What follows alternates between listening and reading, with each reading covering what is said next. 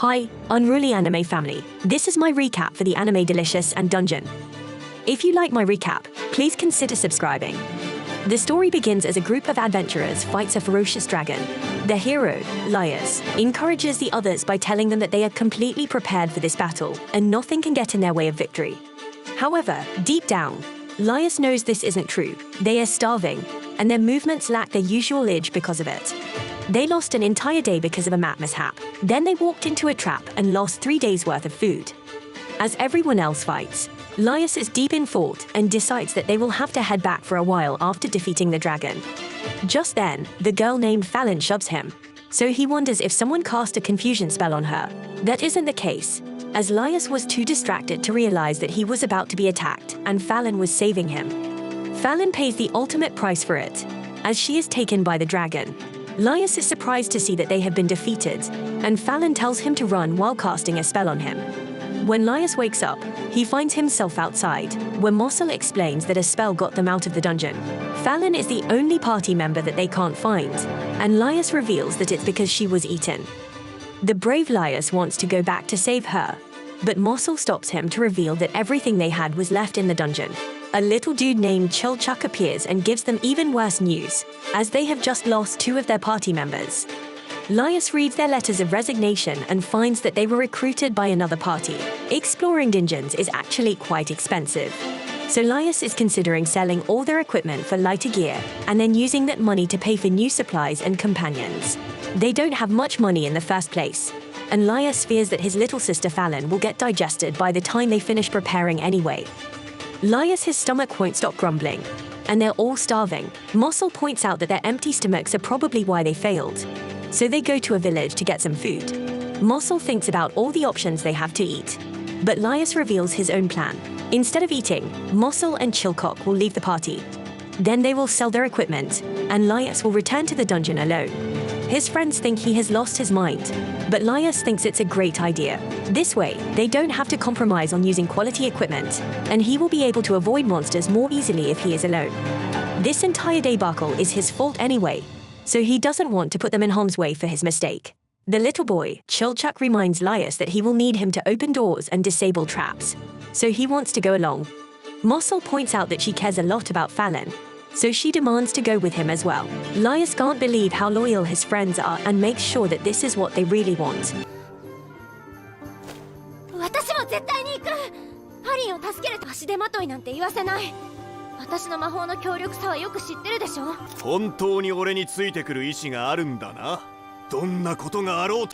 They might regret their decision soon, however, as they head back to the dungeon, where Laios explains that they will get food inside.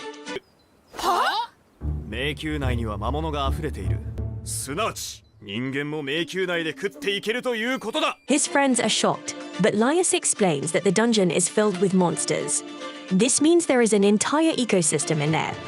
Carnivorous monsters eat herbivorous monsters, and herbivorous monsters eat plants. Laios uses this logic to determine that humans should be able to eat in the dungeon as well. His friends aren't so enthusiastic about eating monsters, but Laios reminds them of their journeys and points out how some of the monsters they fought look pretty tasty. Marcille doesn't want to eat any of those, but Laios explains that plenty of people hunt monsters for food. She points out that those are criminals with no other choice, and even then, those guys are always getting hospitalized from food poisoning. The two argue for a bit, but are interrupted by some fleeing adventurers being chased by a little monster that Marcille easily stops.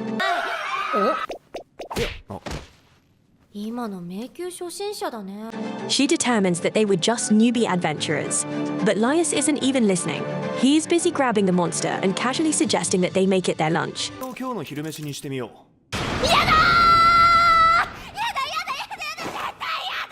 Marcille refuses, and Chilchuck wonders if eating a mushroom monster for their first meal is a good idea. Luckily, Laios has a dungeon food guide to reference, and it says that the mushroom monster is a great food for beginners. It's meaty with a mild taste, but Chilchuck is worried because the book looks pretty worn out. Laios wishes they had more ingredients and gets excited when he hears some scorpions. We then learn that despite being a dungeon, many people come and go, which makes it a bustling place for adventurers and merchants. A former cemetery, it was once a sacred place where villagers slept in peace. However, it was connected to the dungeon 6 years ago and became the liveliest place in the entire village. It's unclear how the monsters came to be, but they all look weird and attack humans as if they have something to protect. Laios finds the scorpion monster and annoys Marcille when he handles it like a crayfish. Laios defends himself, but Chilchuck calls him out, as it has become pretty clear that Laios has been looking for a chance to eat monsters for a while. Laios really wants to save his sister, but admits that he actually loves monsters. This love has led the psychopath to want to see what they taste like. Afterwards, Chilchuck wonders if they should be preparing their meal in private, but Laios explains that going back and forth for water would take too long. Laios begins preparing the mushroom, but is shocked when he finds resistance from the inside of it.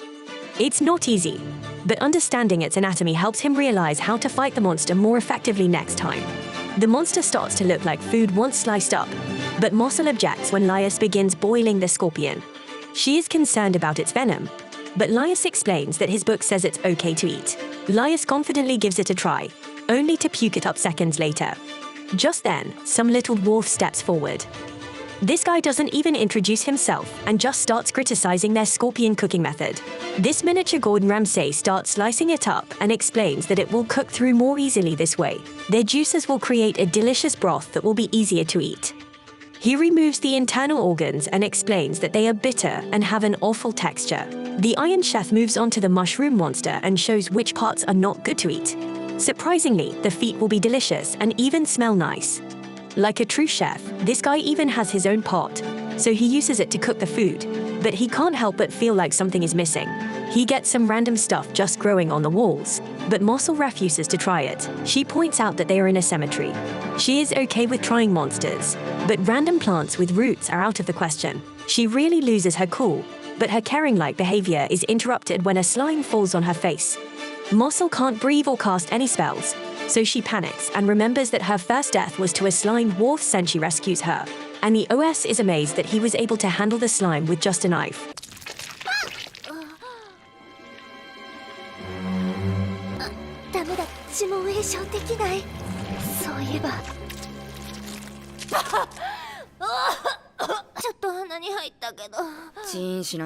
This guy treats it like nothing and explains that it's simple if you know the monster's composition.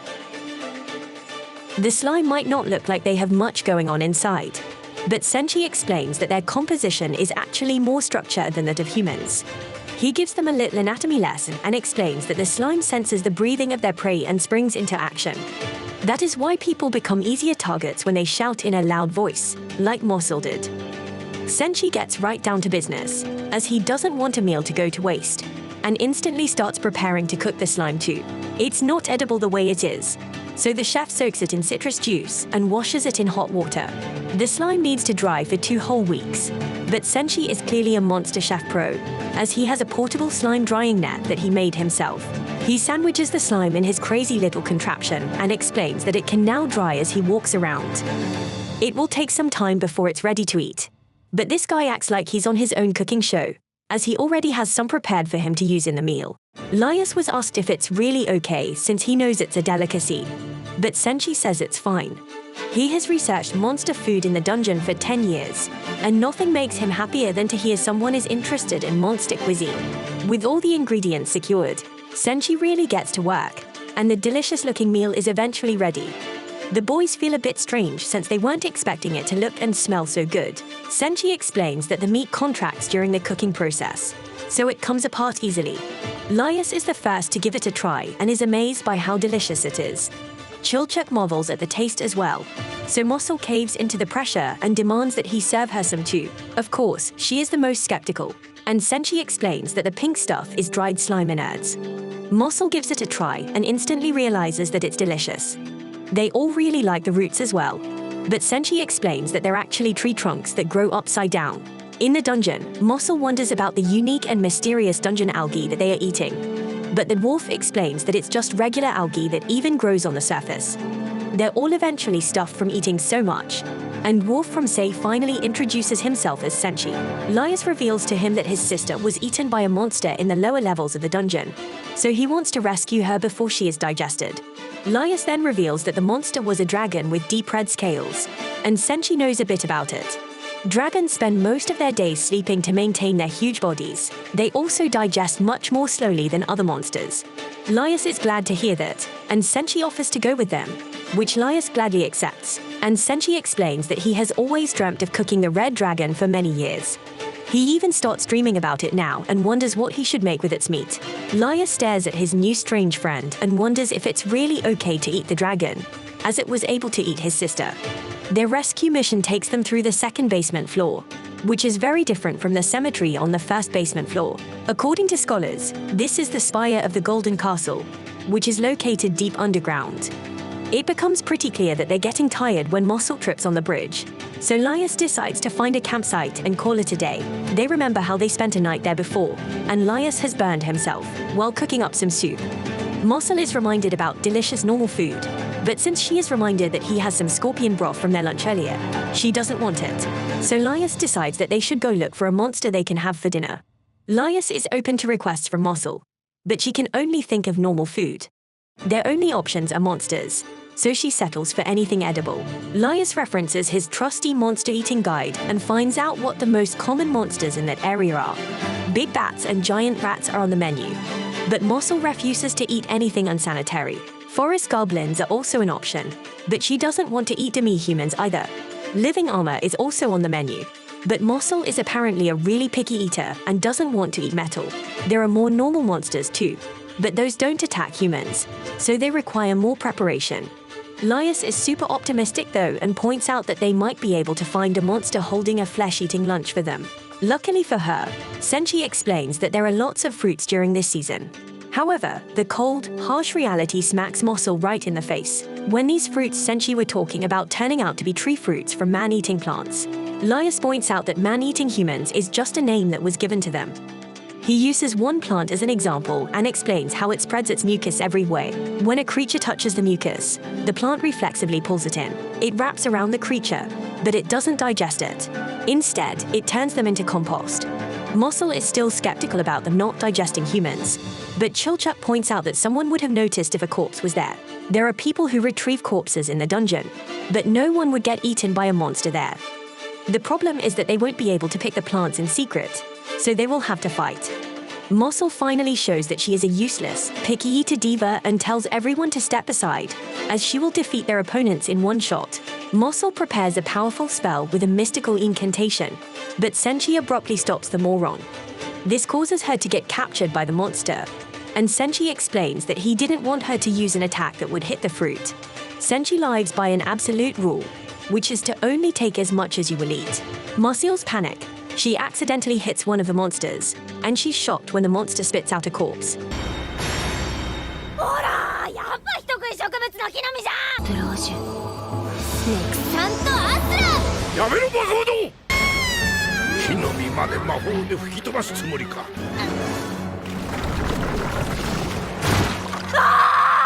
皮膚の下に種を植え込む寄生型で。 She is furious, since while the plant monster doesn't digest humans, they are clearly eating them. Laios is quick to point out that he technically wasn't wrong. He makes things worse by pointing out that the plant that is currently holding her captive is a parasite type that plants seeds inside its prey skin. Laios prepares to rescue her, but first explains that it takes forever to fight plant-based monsters one at a time. It's like they have several limbs, so there is only one surefire spot to attack them with a sword. He reveals that it's the root, and he instantly slices it to free Marcille. Laios wonders how it was for her, but Marcille doesn't understand the question. Laios then shows just how abnormal his love for monsters is as he explains how different the plant-based parasite is from the mucus one. The mucus one is strong enough to break bones, but the parasite one needs to capture its prey without eliminating it. It requires a delicate balance between immobilizing its prey without making it uncomfortable. This guy has a serious interest in this type of stuff and wonders if it feels really good, but Marcille could not be any more confused. After picking the ingredients, Chef Senshi gets back to work. He steams the plant and cuts around the stem to pull out the seeds. He then softens the skin and covers the pan with it. After grinding up the unripe fruit, he adds slime and some scorpion broth. After stirring, he adds some chunks of tree fruit. He pours this mixture into a pan and cooks it, only adding the rest of the fruit once it starts bubbling. A little sprinkling of some seasoning, and it's all done. The thing looks like a tart, but essentially reveals that the crust is really just a non-stick coating, so they can just ignore it. The guys are surprised that it's a savory dish, but they like it and recommend that Marcille give it a try. She makes sure that there aren't any man-eating plants in it first, but essentially reveals that if he did use the man-eating ones, the dish would have turned out even better. Marcille reluctantly gives it a try and is shocked to find that it's delicious. She points out that the compost-type plants are very sweet and wonders if they get eaten by other animals. She is concerned because this means that all the fruit the plant monster makes just gets taken away. But Laios points out that that's how carnivorous plants work. They use the sweet fruit to capture their prey. Marcille is amazed that she wonders if the sweetness is a clever trick that carnivorous plants use, and she's beginning to understand how it works. Laios' face shocks her, but he is just happy that she's getting interested in his hobby. Everyone cleans up after the meal, and Marcille wonders if she should revive the corpse with magic. There's a chance that it won't work, so they come up with the idea to leave it there in the hopes that someone else will find it. The geniuses decide to make it easier for someone else to find by hanging it, but Chilchuck points out that it looked like an execution site. That night, Marcille has a nightmare, and Laios has read his trusty dungeon monster food guide. I appreciate you viewing my anime recap, Unruly Family. Please let me know what you think about Delicious in Dungeon by liking, sharing, subscribing, and leaving a comment.